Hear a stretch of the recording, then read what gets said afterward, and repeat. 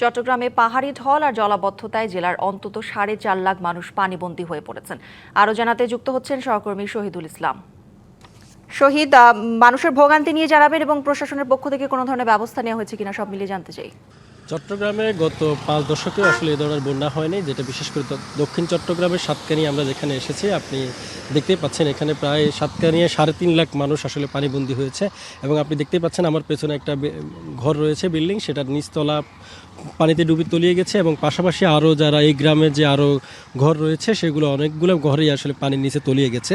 এছাড়াও সাতকানিয়া শুধুমাত্র সাতকানিয়া না, দক্ষিণ চট্টগ্রামের চন্দনাইশ, বাঁশখালী, লোহাগাড়া এবং আরও যা বিভিন্ন এলাকা রয়েছে সবগুলো এলাকা আসলে এখানকার প্লাবিত হয়েছে এবং মানুষ অনেক দুর্ভোগে রয়েছেন। এবং আমরা দেখেছি এখানে মাছের গেট থেকে শুরু করে মুরগির খামার থেকে শুরু করে সবগুলো আসলে পানির নিচে তলিয়ে গেছে। এবং এখানকার যারা মানুষ আছে তারা যেটা বলছেন যে তাদের আসলে শুকনো খাবারের অভাব রয়েছে, যেহেতু তারা 4 দিন তারা পানির নিচেই আছেন এবং পানির নিচে অবস্থান করছেন। এবং পাশাপাশি তারা এখানকার বাজার ঘাট থেকে শুরু করে দোকানে আসার জন্য তারা নৌকা ব্যবহার করতে আমরা দেখেছি।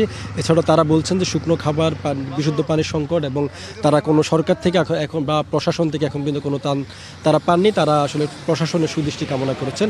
এবং আরেকটা তথ্য দিতে চাই, শুধুমাত্র সাতকানিয়া 3.5 লাখ মানুষ পানিবন্দী হয়েছে, আর আশপাশে যে সব উপজেলা রয়েছে সেসব উপজেলা আর বাকি মানুষজন আসলে পানিবন্দী হয়েছেন। শিয়া বাটার ও ভিটামিনে সমৃদ্ধ লিলি বিউটি সোপ, তারুণ্যময় উজ্জ্বল ত্বকের জন্য। সর্বমোট প্রায় 4.5 লাখ মানুষ দক্ষিণ চট্টগ্রামের মানুষ পানিবন্দী হয়ে আসলে দুর্ভোগে দিন কাটাচ্ছেন। তারা বলছেন যে তারা প্রশাসন থেকে এখন পর্যন্ত তহবিল বা কোনো ত্রাণ পাননি। এই হিসেবে তারা নৌকা দিয়ে তারা যান চলাচল করছেন এবং তাদের যে দৈনন্দিন কাজ তারা কিছুটা করতে পারছেন, আবার অনেকে আসলে করতে পারছেন না। আমরা অনেক মহিলার সাথেও কথা বলি, তারা বলছেন যে অনেক রোগীও আসলে ঘরে রয়েছে এবং তারা আসলে ওইখান থেকে কোনো চিকিৎসার জন্য কোনো হাসপাতালেও যেতে পারছেন না এবং নিকটস্থ কোনো ফার্মেসি দোকানে ওষুধ কিনতে যেতে পারছেন না।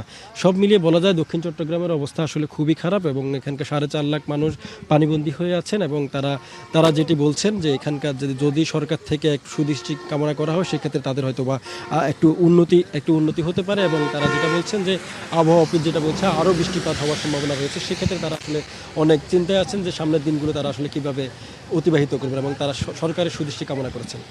সাতকানিয়া থেকে এ ছিল আমার কাছে থাকা সবশেষ খবর। শহীদুল, ধন্যবাদ আপনাকে।